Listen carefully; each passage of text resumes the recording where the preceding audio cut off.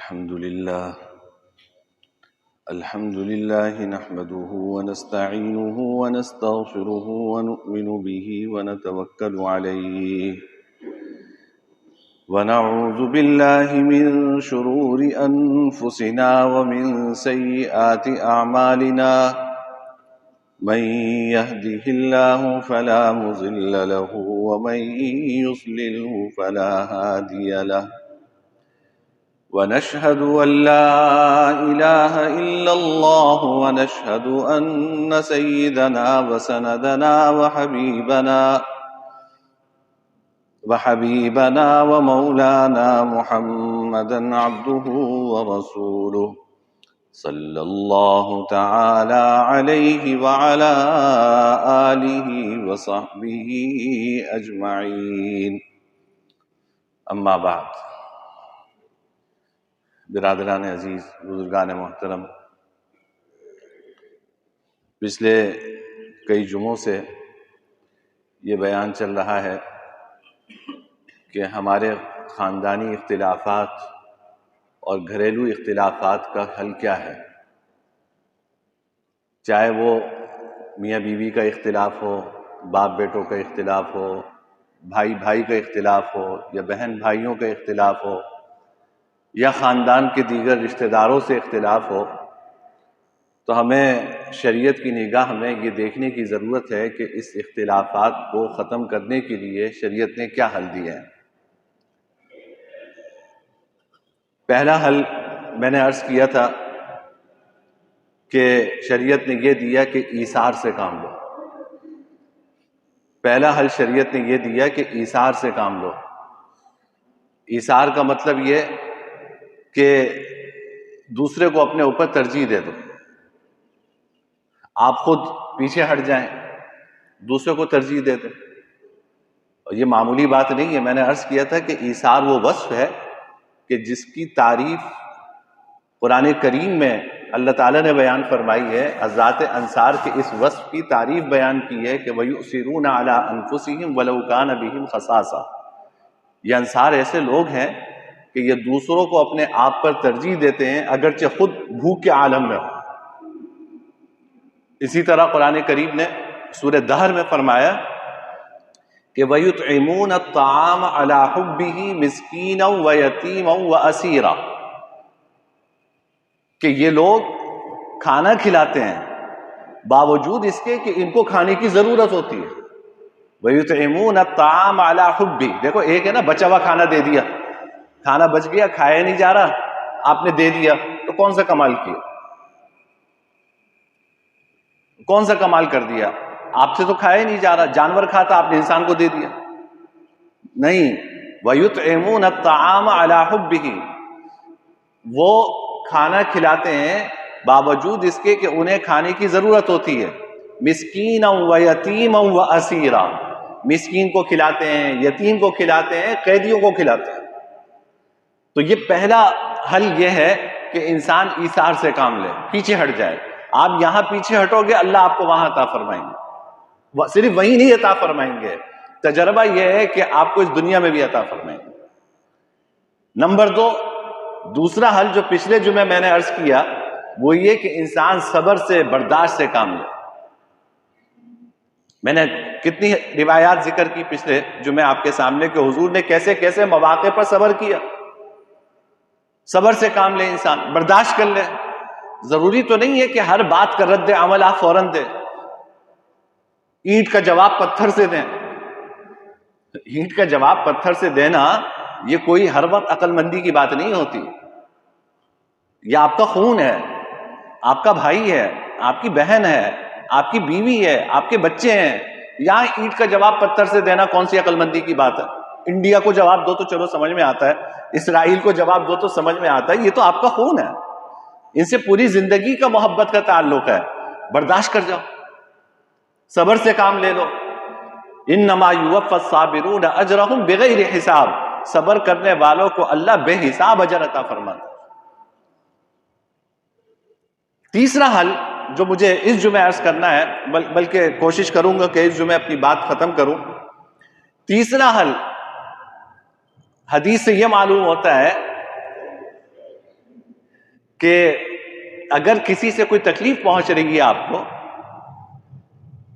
آپ اس کی اچھائیوں کا تصور کرو، آپ اس کی اچھائیوں کا تصور کرو۔ دیکھو بھائی، اس دنیا میں حضور کے علاوہ نہ کوئی سراپا خیر ہے، نہ شیطان کے علاوہ کوئی سراپا شر ہے۔ حضور صلی اللہ علیہ وسلم سراپا خیری خیر ہے اور شیطان سراپا شری شر ہے۔ ہم میں خیر بھی ہے، شر بھی ہے۔ اگر آپ کو کسی کو کوئی بات بری لگ رہی ہے تو تھوڑا سا یہ بھی تو سوچو کہ کوئی بات اس کی اچھی بھی لگتی ہے یا نہیں لگتی۔ ہم اچھائیوں پہ مٹی ڈال دیتے ہیں، ہماری نگاہ برائیوں پہ رہتی ہے، ہم اچھائیوں پہ مٹی ڈال دیتے ہیں۔ یہ غلط ہے۔ میاں بیوی کے اختلاف کی صورت میں حدیث میں جناب نبی کریم صلی اللہ علیہ وسلم نے فرمایا کہ لا یفرق مؤمن مؤمنۃ ان سخط منها خلقا رضی منها آخر۔ مشکاہ شریف کی روایت ہے۔ آپ نے فرمایا کہ کوئی شوہر بیوی سے نفرت نہ کرے، کوئی شوہر بیوی سے نفرت نہ کرے، ان سخط منها خلقا، اگر کوئی اس کی بات آپ کو بری لگ رہی ہے، رضی منها آخر، تو دوسری باتیں اچھی بھی تو لگ رہی ہوں گی۔ دیکھو کتنا کمال کا نسخہ بتایا ہے۔ یہ وہی شخص بتا سکتا ہے جس پہ وحی الہی اترتی ہے، جس کا ملائے اعلیٰ سے تعلق ہو، جو عرش والے سے براہ راست رابطے میں ہو۔ اس کے علاوہ کسی کے دماغ میں یہ حل نہیں آ سکتا۔ تو فرمایا کہ اگر اس کی کوئی بات تمہیں بری لگ رہی ہے تو کوئی بات اچھی بھی تو لگ رہی ہوگی، تو اس کی اچھائیاں کیوں نہیں دیکھتے تم؟ ساری بھائی چلو، اگر کوئی زبان کی تیز ہے کسی کی بیوی، یار ٹھیک ہے زبان کی تیز ہے، تمہارے لیے کھانا بناتی نہیں بناتی، ناشتہ کرا کے بھیجتی ہے، آپ محنت کر کے آتے ہو، مزدوری کر کے آتے ہو، دفتر سے آتے ہو، تمہارے گھر کا ساری دیکھ بھال کرتی ہے۔ ایک دن اگر بیوی سے کہہ دیا جائے کہ بھائی چلو آج تم آفس چلی جاؤ اور میں آج سارے گھر کے کام کروں گا، میں دیکھتا ہوں کہ آپ کیسے کرتے ہیں، کہ صبح سے لے کے رات تک سارے کام آپ کیجئے، آپ کو پتہ چل جائے گا۔ تو ٹھیک ہے، اگر کبھی اس کے منہ سے کوئی غلط بات نکل بھی گئی، کوئی تیز بات، زبان کی تیزی سے کوئی تکلیف آپ کو پہنچ بھی گئی، تو یہ تو سوچو کہ اللہ نے اس کی وجہ سے تمہیں خیر کتنی عطا فرمائی ہوئی ہے۔ آپ تو میرے بڑے ہیں سارے، میں اپنے ساتھیوں سے کہا کرتا ہوں کہ زندگی میں ایک دن ایسا تصور کرو جو -1 ہو۔ دنیا میں باتیں ہوتی نا -1 کی، آپ اپنے گھر میں تصور کرو، ایک ایسا دن تصور کرو جو -1 ہو، یعنی اس دن آپ اپنی زندگی سے بیوی کو نکال دو۔ سوچو ذرا کہ کیا کچھ کرنا پڑے گا آپ کو، کیا دیکھنا پڑے گا، کیا سہنا پڑے گا، کیا کیا کچھ کرنا پڑے گا، آپ تصور کر کے دیکھیے۔ یا اسی طرح اگر بیوی ہے، شوہر کی کسی بات سے اس کو تکلیف پہنچتی ہے، تو وہ بھی -1 کے فارمولے پہ کبھی عمل کر لیں۔ بھائی وہ بھی تو تصور کرے کہ اگر فرض کرو کہ میرا شوہر آج دنیا سے رخصت ہو گیا، تو یہ گدھے کی طرح صبح نکلتا ہے، شام کو آتا ہے، پھر اوور ٹائم لگاتا ہے، اتنی محنت کرتا ہے، کر کے لا کے ہمارے لیے کما کے لاتا ہے، اور پھر ہم وہ پیسے کیسے اپنی ضرورتوں میں خرچ کرتے ہیں، اپنی خواہشات میں اڑاتے ہیں۔ ایک دن تصور کر کے دیکھو کہ یہ شوہر نہ رہے تو پھر کیا ہو۔ ہم منفی چیزیں دیکھتے ہیں، ہم مثبت چیزیں نہیں دیکھتے، ہمیں تکلیفیں نظر آتی ہیں، ہمیں اچھائیاں نہیں نظر آتی۔ ہمیں اچھائیاں نہیں نظر آتی. آپ یہ سوچو کہ اگر اس کے اندر کوئی برائی ہے تو آپ میں بھی تو کتنی خرابی ہے. آپ کیا اس کو تکلیف نہیں پہنچاتے؟ تو وہ بھی صبر کرتی ہے، آپ بھی صبر سے کام لو. تو تیسرا نسخہ یہ ہے کہ انسان اچھائیاں دیکھے، برائیوں کو نظر انداز کرے. آپ کا فرض، آپ بھائی ہے فرض کیجئے، 3 بھائی 4 بھائی گھر میں رہتے ہیں، آپس میں اونچ نیچ ہو جاتی ہے. تو کبھی یہ تصور کرو کہ بھائی ٹھیک ہے، اس بھائی سے مجھے یہ تکلیف پہنچ رہی ہے تو اس سے مجھے راحتیں بھی کتنی پہنچی ہیں، خیر بھی کتنی پہنچی ہے، تو ساری شکوے شکایتیں ختم ہو جائیں گی. حدیث میں آتا ہے ایک صحابی حضور اکرم صلی اللہ علیہ وسلم کی خدمت میں حاضر ہوئے اور اپنی بیوی کی زبردست شکایت کی کہ یہ ہے وہ ہے، دنیا جہاں کی باتیں کی. تو آپ تو ماہر نفسیات تھے، آپ نے فرمایا طلقہ، بھائی اتنی شکایتیں تمہیں اگر ہیں تو دے دو، طلاق دے دو. تو تھوڑی دیر سوچا، کہا کہ لا اصبر عنہا، یا رسول اللہ میں اس کے بغیر رہ بھی تو نہیں سکتا. اللہ اکبر. یہ ایسے صاف گو لوگ تھے، صاف دل تھے، جو دل میں تھا وہی زبان پہ آتا تھا. تو آ کی شکایت کی تو آپ نے فرمایا طلقہ، طلاق دے دو بھائی، دوسری شادی کر لینا. تو کہنے لگے لا اصبر عنہا، یا رسول اللہ میں اس کے بغیر رہ بھی تو نہیں سکتا. تو آپ نے فرمایا امسک، کہا تو پھر بھائی برداشت کرو رکھو. فرمائے کہ برداشت کرو رکھو. تو بھائی ہر ایک کے اندر خیر بھی ہے، ہر ایک کے اندر شر بھی ہے. آپ کو کسی سے راحت بھی پہنچے گی، کسی سے تکلیف بھی پہنچے گی. تو ہمیں مجموعی طور پر اچھائیوں کو دیکھنا چاہیے، برائیوں کو نظر انداز کرنا چاہیے. اگر آپ اس پہ عمل کریں گے کہ اچھائیوں پہ آپ کی نگاہ ہوگی، برائیاں نظر انداز کریں گے، تو شکوے شکایتیں خود ہی دور ہو جائیں گی. آپ خود ہی تعویل کر لیں گے اپنے دل میں کہ یار اگر اس بات سے مجھے تکلیف ہو رہی ہے تو کتنی باتوں سے مجھے راحت بھی تو پہنچ رہی ہے. تو کیا میں اس تھوڑی سی بات کے اوپر غصہ کروں، رد عمل ظاہر کروں؟ کوئی بات نہیں.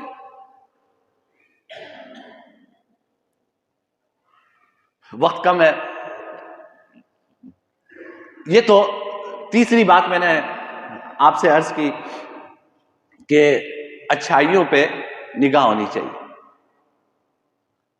چوتھی بات یہ جو حدیث میں جناب نبی کریم صلی اللہ علیہ وسلم فرمائی کہ احب لاخیک ما تحب لنفسک، جو تم اپنے لیے پسند کرتے ہو وہی دوسرے کے لیے بھی پسند کرو. کیوں اختلافات ہوتے ہیں؟ ہمارا دوہرا معیار ہوتا ہے. دوہرا معیار ہوتا ہے، اپنے لیے لینے کا پیمانہ کچھ اور ہوتا ہے، دوسروں کو دینے کا پیمانہ کچھ اور ہوتا ہے. آپ یہ چاہتے ہیں کہ میرے ساتھ کس کا رویہ، کسی کا رویہ ایسا ہو، تو بھائی جو رویہ تم اپنے ساتھ چاہتے ہو تو پھر دوسرے کے ساتھ بھی تو آپ وہی رویہ اختیار کرو نا. آپ اپنے لیے تو عزت چاہتے ہو اور دوسرے کو ذلیل کر رہے ہو، تو محبتیں پیدا ہوں گی اس سے. آپ کو یہ پسند ہے کہ کوئی آپ کو ذلیل کرے؟ آپ اپنے لیے عزت چاہتے ہیں، تو جب آپ اپنے لیے عزت چاہتے ہیں تو دوسرے کو بھی عزت دینا سیکھیں. اگر آپ یہ چاہتے ہیں کہ مجھے کوئی ذلیل نہ کرے تو دوسرے کو بھی ذلت سے بچائیے. یہ دوہرا معیار ہمیں ختم کرنا چاہیے.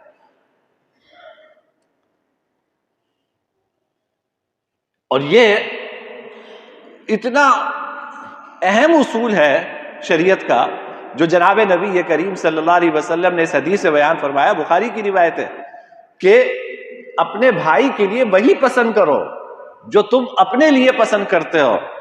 آپ اگر یہ زندگی کے ہر شعبے میں یہ اصول جاری ہوتا ہے، کسی ایک شعبے کی بات نہیں ہے، ہر شعبے میں. آپ کا کوئی پارٹنر ہے، آپ کے ساتھ کاروبار میں شریک ہے، آپ کو اس سے تکلیف ہوتی ہے، اس کی کسی بات سے آپ کو تکلیف ہوتی ہے، تو بھائی یہ دیکھو نا کہ آپ کا طرز عمل اس کے ساتھ کیا ہے، آپ کا رویہ اس کے ساتھ کیا ہے. جو آپ رویہ اختیار کریں گے اسی رویے کا آپ تصور کریں اس سے. آپ تو اس کو ذلیل کرنے کا کوئی موقع نہیں ہاتھ سے جانے دیتے اور چاہتے ہی ہیں کہ وہ میرے ساتھ عزت کا معاملہ کرے. یہی سارا مسئلہ ساس اور بہو کا ہمارے معاشرے کے اندر ہے کہ ساس یہ چاہتی ہے کہ بہو مجھے ماں سمجھے، تو بہو بھی تو یہ چاہتی ہے کہ آپ اسے بیٹی سمجھیں.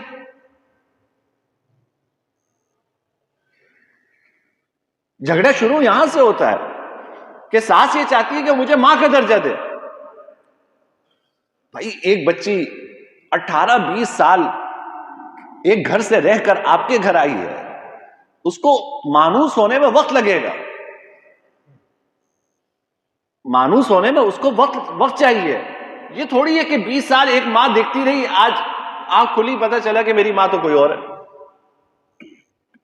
انسان ہے، ذہنی طور پہ اس کو قبول کرنے میں اس کو وقت لگتا ہے. آپ اس کو محبت دیں گی تو وہ بھی آپ کو ماں کا درجہ دے گی. اگر آپ کا بیٹی کے ساتھ پیمانہ کچھ اور ہے، بہو کے ساتھ پیمانہ کچھ اور ہے، تو پھر یہ تصور کرنا غلط ہے کہ جی وہ مجھے ماں سمجھے. آپ اپنی بیٹی کے ساتھ جو رویہ اختیار کرتی ہے، اگر بہو کے ساتھ بھی وہی رویہ اختیار کریں تو یقیناً بہو بھی آپ کو ماں کی محبت دے. اسی طرح بہو اپنی ماں کے ساتھ جو طرز عمل اختیار کرتی ہے، اپنی ساس کے ساتھ بھی وہی طرز عمل اور رویہ اختیار کرے تو ساس سے بھی ماں کی محبت ملے گی. لیکن ہم اس میں بھی کم تولنے کم ناپنے کا شکار ہیں. یعنی اپنا حق لینا ہے تو پورا پورا لو، دوسرے کا حق دینا ہے تو ڈنڈی مار کے دو. ویل للمطففین، ہلاکت ہے مطففین کے لیے. کون ہے مطففین؟ الذین اذا اکتالوا علی الناس یستوفون واذا کالوہم او وزنوہم یخسرون. کہ مطففین وہ ہیں کہ جب اپنا حق لیتے ہیں تو پورا پورا لیتے ہیں، اور جب دوسروں کا حق دیتے ہیں یا وزن کرتے ہیں تو ڈنڈی مارتے ہیں. یہ مطففین ہیں، ان کے لیے ہلاکت ہے. تو یہ جو کم ناپنا کم تولنا، اس کا صرف خرید و فروخت سے تعلق نہیں ہے، اس کا ہمارے رویوں سے بھی تعلق ہے. اس کا ہمارے رویوں سے بھی تعلق ہے کہ آپ اپنے ساتھ کیا معاملہ چاہتے ہیں اور آپ دوسروں کے ساتھ کیا معاملہ کرتے ہیں. تو اسی طرح کا معاملہ دوسری طرف سے بھی ہوگا. تو چوتھی بات یہ ہوئی کہ بھائی یہ دوہرے پیمانے ختم کریں. جو اخلاق، جو رویہ آپ اپنے لیے پسند کرتے ہیں، وہی عزت، وہی اخلاق کے ساتھ آپ دوسروں سے بھی پیش آئیں تو پھر جا کے آپس میں محبتیں قائم ہوں گی اور آپس کی اختلافات ختم ہوں گے. پانچویں بات یہ ہے میرے بھائی کہ یہ جو رشتے ہیں نا، چاہے کوئی بھی رشتہ ہو، یہ رشتے توجہ چاہتے ہیں. میں خاص طور پہ اپنے نوجوان بھائیوں سے کہہ رہا ہوں کہ یہ رشتے توجہ چاہتے ہیں، وقت چاہتے ہیں. آپ بزرگوں کو وقت دینے کو تیار نہیں ہیں، آپ ماں باپ کو وقت دینے کو تیار نہیں ہیں. شوہر جتنا وقت موبائل کو دیتا ہے وہ اتنا وقت بیوی کو دینے کو تیار نہیں ہے. بیٹا جتنا وقت موبائل کو دیتا ہے وہ اتنا وقت ماں کو دینے کو تیار نہیں ہے. بہو جتنا وقت اپنے موبائل کو دیتی ہے وہ اتنا وقت ساس کو دینے کو تیار نہیں ہے. جب آپ وقت نہیں دیں گے، آپ توجہ نہیں دیں گے تو پھر یہ رشتے پنپ نہیں سکتے. بھائی دیکھو، مسجد میں آتے ہیں تو میں آپ سے کتنا سال سے آپ سے عرض کر رہا ہوں کہ بھائی موبائل گھر پہ چھوڑ کے آیا جاؤ. کیوں؟ یہ مسجد کا وقت کس کو دیا آپ نے؟